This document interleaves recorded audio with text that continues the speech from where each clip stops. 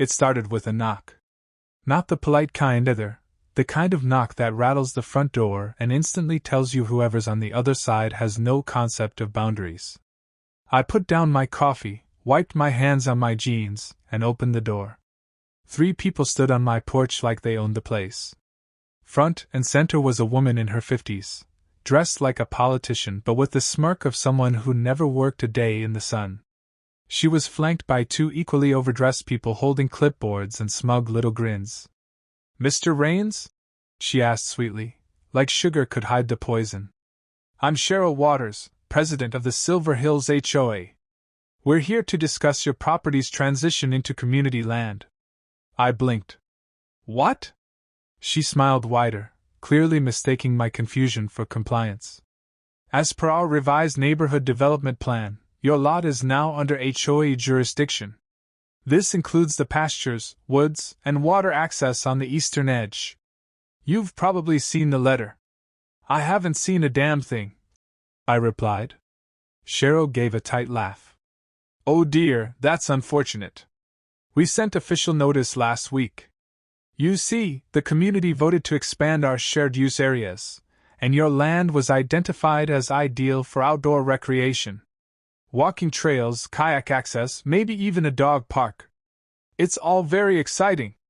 I stared at her. I wasn't sure if I'd heard her right. "Let me get this straight," I said slowly. "You people, who I've never met, who've never paid a cent toward this land, voted to take over part of my property."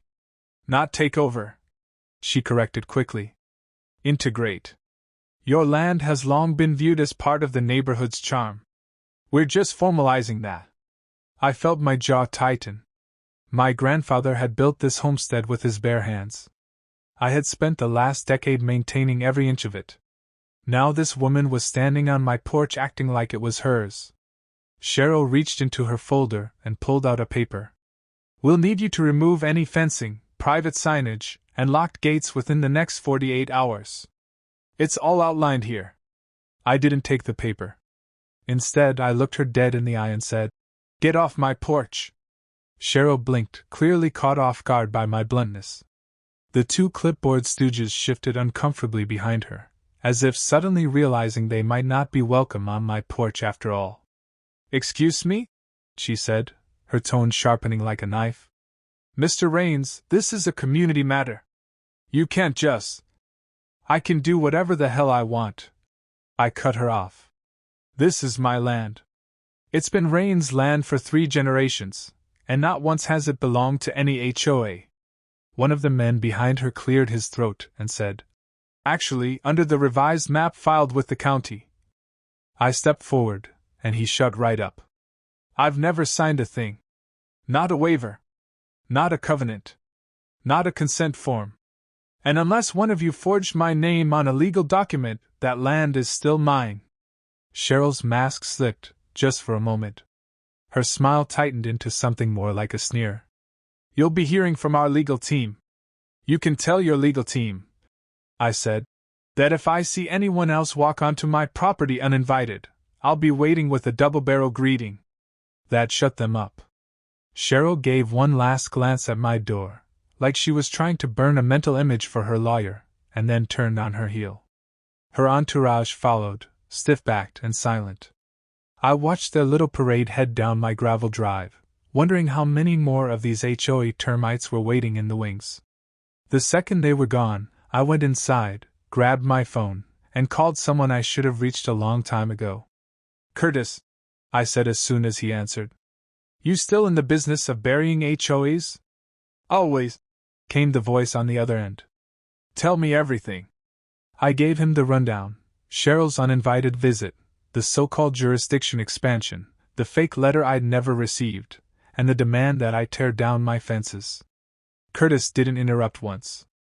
Just listened, slow and calm, like a coiled rattlesnake. "Classic overreach," he said finally. "They probably filed a development plan with the county under some public good clause. Total garbage. But they're counting on you to roll over and comply. Well, they're in for a hell of a surprise." Curtis chuckled.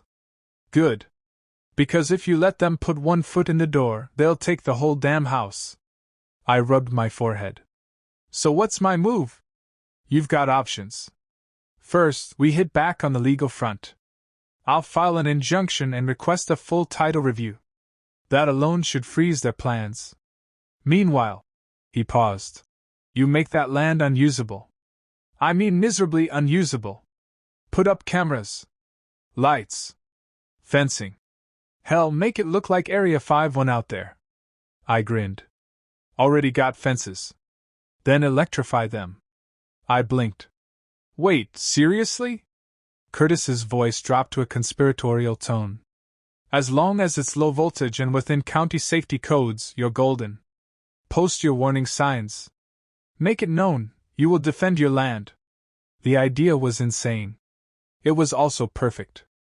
By the time I hung up, my pulse was racing. I'd gone from confused to furious, and now, I was focused. No more playing nice. No more waiting for a solution to walk through the door. I wasn't just going to stop them. I was going to make them regret ever thinking they could take what was mine. The next morning, I was at the county recorder's office the minute they opened. Coffee in one hand, a stack of old property records in the other, I spent 4 straight hours digging through every document tied to my land: surveys, title transfers, easements, zoning maps. Anything with my name or my grandfather's on it, I found it, copied it, and had it notarized. Sure enough, just like Curtis predicted, there was no record, none, of my land ever being part of the Silver Hills HOA. Not even a whisper of an agreement, a covenant, or a land annexation. What I did find, however, was a recently filed document, by Cheryl Waters herself, claiming that my property had been absorbed into the Silver Hills residential development zone as per community vote and public access historical precedent. Translation? She made up a justification and hoped nobody would challenge it.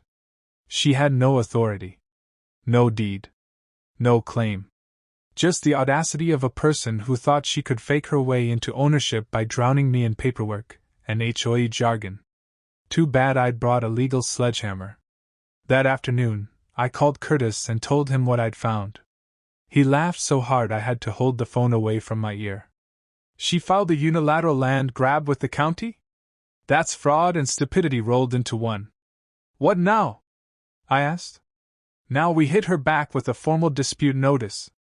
I'll send it to both the HOA and the county clerk. That buys us time, and makes her the one under legal scrutiny. Meanwhile, you prep the land. And prep it I did. By sunset, my driveway looked like Fort Knox. I installed motion-activated floodlights along the main perimeter. Nothing says, keep out, like a blinding beam in the face. Then I added security cameras, 12 of them, mounted on high poles, with infrared and motion tracking. Each camera fed directly to my phone. Anyone stepped on my land, I'd know it in real time. Next came the fun part: electrified fencing. I drove down to a farm supply store 2 counties over and picked up everything Curtis recommended: steel wire, a solar-powered energizer, and about 3 dozen high-voltage warning signs.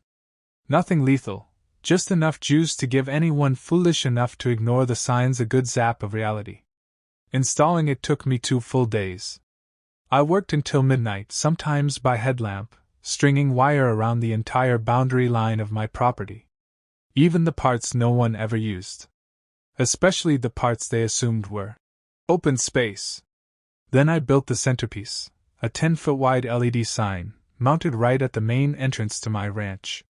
It cycled between 3 big red messages. Prohibited private property, no trespassing. High voltage electrified fence, you've been warned. Stop sign HOA not welcome. On the 3rd morning, I stood at the edge of my porch with a cup of coffee in hand and admired my work. The place looked like a secure compound. Not exactly friendly, but that was the point. Around mid-morning, I spotted movement near the fence.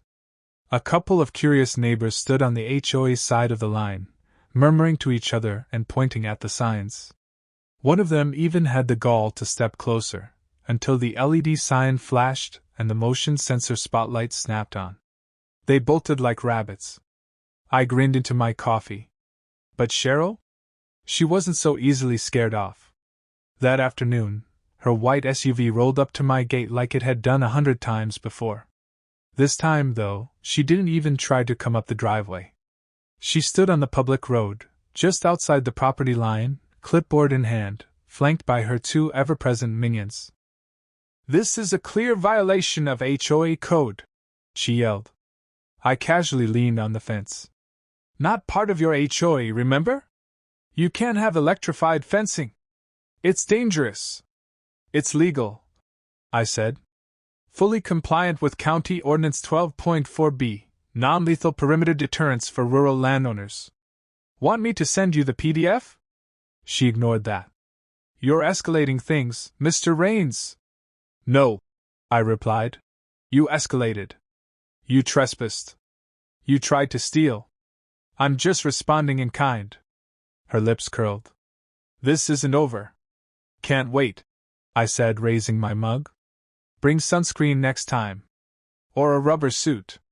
She stormed off, muttering something about legal action. I didn't care. The fences were up. The cameras were rolling. And the whole damn neighborhood now knew I wasn't someone to be pushed around. But it wasn't just about defense anymore. It was about making a statement. They wanted a war? They just got one. Real quick, have you ever dealt with a neighbor who thought your land was theirs? Thumbs up, hit that like button if you'd have done the same as Jack.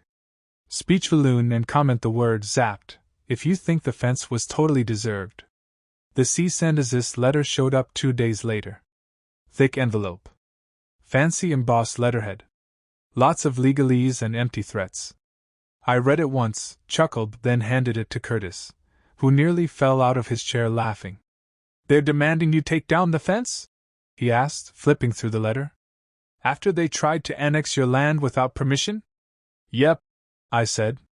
"They even cited some HOA bylaw about unsafe structures." Curtis whistled. "That's bold. And idiotic. Good. Let's hit back." "What do you have in mind?" I asked. He leaned forward, eyes gleaming. "Let's take their logic and flip it on them. They want to claim your land as community property? Fine. Then they're financially responsible for it." I raised an eyebrow. "That means," he continued, "they need to pay for upkeep. That includes fencing, landscaping, insurance, maintenance, and back taxes.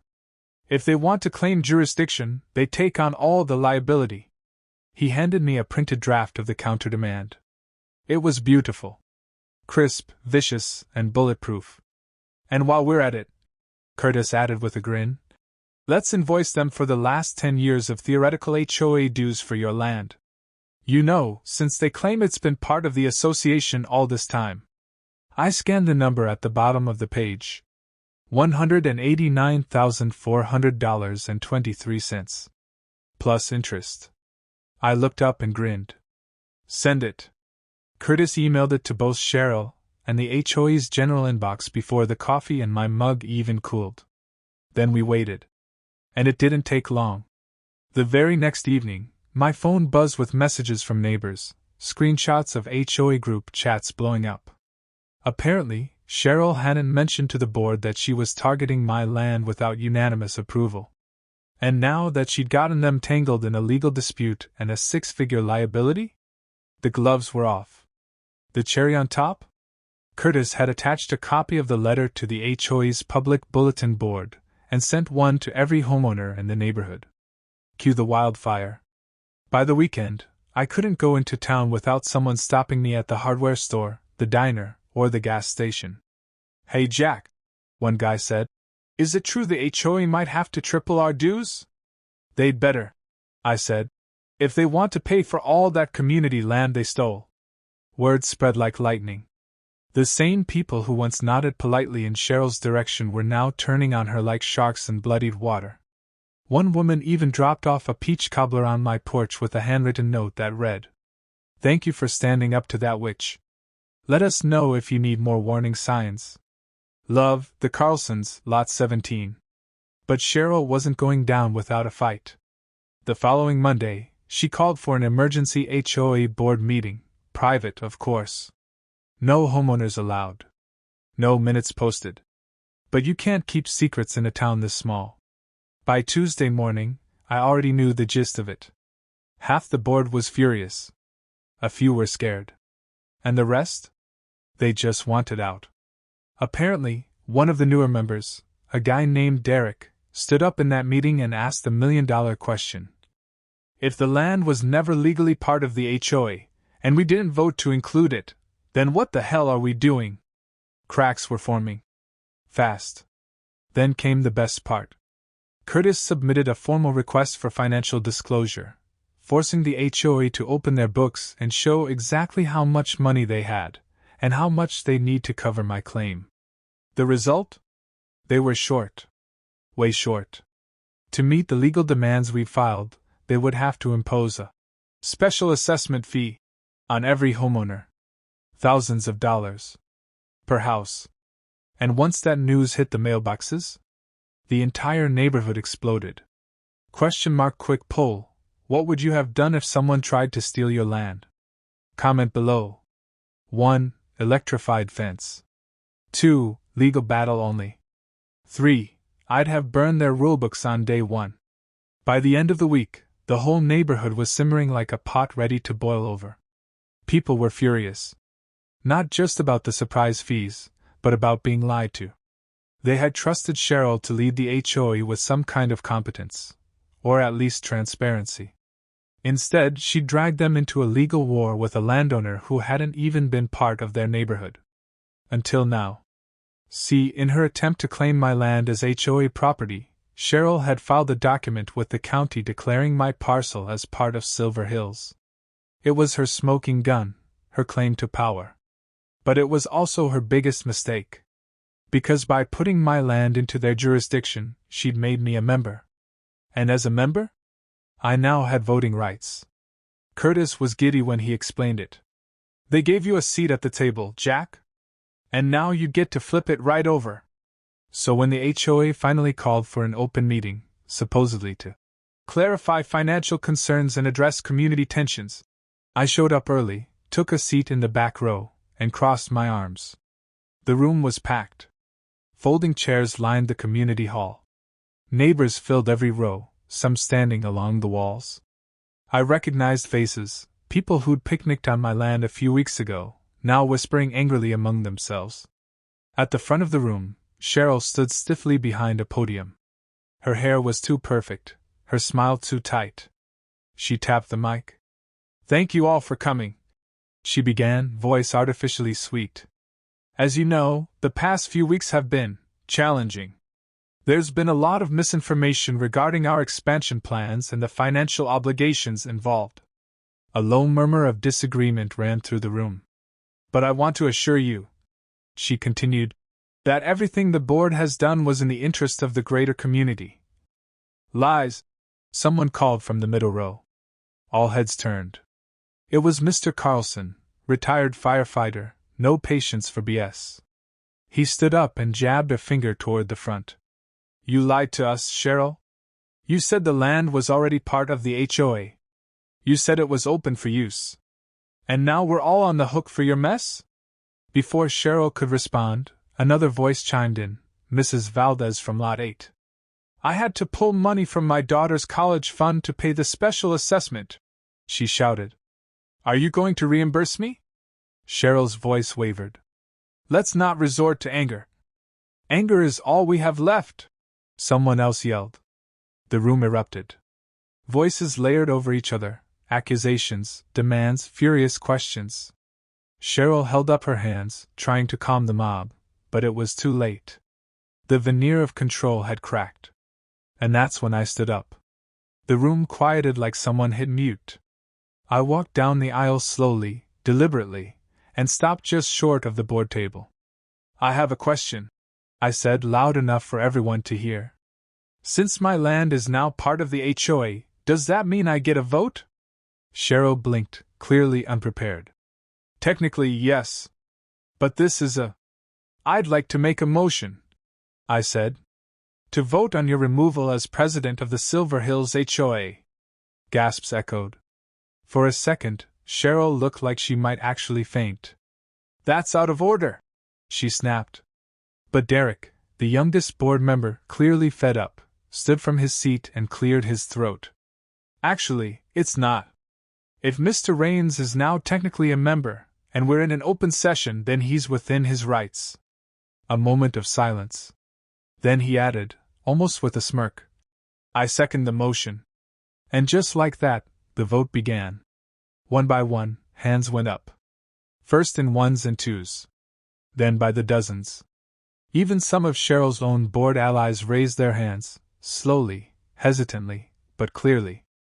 In the end, only 3 hands remained down. Cheryl's, her husband's, and one guy who probably hadn't been paying attention. Derek stood. The motion passes. Cheryl Waters is removed from her position effective immediately. Cheryl sat down so hard her chair squeaked. The room stayed quiet for a long, delicious moment. Then came a smattering of applause. Then cheers. A few people even stood. I didn't say anything else. I just gave her a look, the kind that says this could have been avoided. Then I turned and walked out. I wasn't interested in power. I was interested in peace. But as I stepped into the night air, the sound of celebration behind me, I knew Cheryl's downfall wasn't just about me anymore. It was about all of us, finally saying enough. 2 days later, a moving truck pulled into Cheryl's driveway. I didn't even have to ask whose it was. Word had spread faster than wildfire. Cheryl had voluntarily resigned. Not just from the HOA, but from the neighborhood altogether. Voluntarily, of course, meaning after half the neighborhood signed a petition demanding her removal and someone spray-painted UOUS on her mailbox. I was sipping my coffee on the porch when I saw her for the last time. She barked orders at the movers with the same haughty tone she used at HOA meetings, like she still believed she was running something. Except this time, no one listened. Not the movers. Not her neighbors. Not even her little clipboard army. She caught sight of me across the road and paused, one hand shielding her eyes. We stared at each other for a few seconds, no words, just silence. Then she turned away and disappeared inside. And just like that, Cheryl Waters, the self-appointed queen of Silver Hills, was gone. I thought that would be the end of it. But of course, HOA drama never dies quietly. That evening, as I was repairing a gate post by the barn, I saw headlights in the distance. A small group of familiar faces emerged from a sedan, Derek and 2 other board members. They looked awkward. Nervous even. I wiped my hands and met them at the gate. Evening. Derek gave a tight smile. Hey Jack. Mind if we talk for a second? I nodded slowly. Go ahead. He shifted uncomfortably. Well, here's the thing. With Cheryl gone, and the HOA kind of leaderless, we're trying to figure out next steps. I folded my arms. Uh-huh. Another board member stepped forward. We were hoping you'd consider stepping in.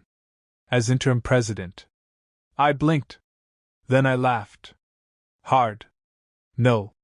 Just hear us out. Derek said quickly. We know it sounds ridiculous. But you've shown you're the only one with enough backbone to stand up to corruption. You care about the land. The people. The truth. I raised a hand.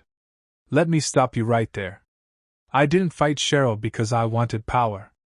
I fought her because she invaded my property. They exchanged glances. We get that. But if you're president, you could end it. For good. That gave me pause. What do you mean, end it? You could vote to dissolve the HOA. Derek said, lowering his voice like he was revealing state secrets. Terminate it completely. No more dues. No more rules about what kind of grass we can plant, or how long a flagpole can be. My mind raced. Could I really do that? End the HOA nightmare not just for me, but for everyone? I looked out across my land, the fences still standing, the LED signs still flashing, the scars of the battle still fresh. It would be poetic. It would be justice. It would be final. All right, I said. On one condition. Derek perked up. Name it. I want the honor of lighting the bonfire when we burn every last HOA rulebook in that clubhouse. The other two grinned. Deal. 1 week later, I stood at the center of the same clubhouse where Cheryl once ruled. This time, I sat at the head of the table.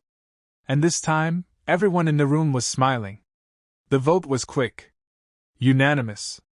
Silver Hills HOA, officially dissolved. And to celebrate? I hosted the biggest barbecue the neighborhood had ever seen, right on my land.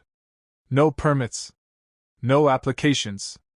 No approved color scheme for the tablecloths. Just smoked brisket, cold beer, loud music, and the sound of people finally enjoying where they lived. Kids chased each other through the pasture. Someone brought a cornhole set. An elderly couple danced near the barn. For the first time in years, there were no complaints. No violations. No fear of fines or letters. Just freedom. Curtis showed up halfway through the party, a pulled pork sandwich in one hand and a smug grin on his face. You really did it, he said. You destroyed an entire HOA with a fence and a bad attitude. I clinked my beer against his. And a damn good lawyer. He laughed. So what are you gonna do with all your free time now? I looked out toward the sunset, where the last rays of light lit up my reinforced fence line like gold. Oh, I don't know, I said. Might install a moat. Just in case. Curtis chuckled. They wouldn't dare. I smiled, eyes scanning the land that was finally, undisputedly mine. No, I said, raising my beer. But if they try again, I'll be ready.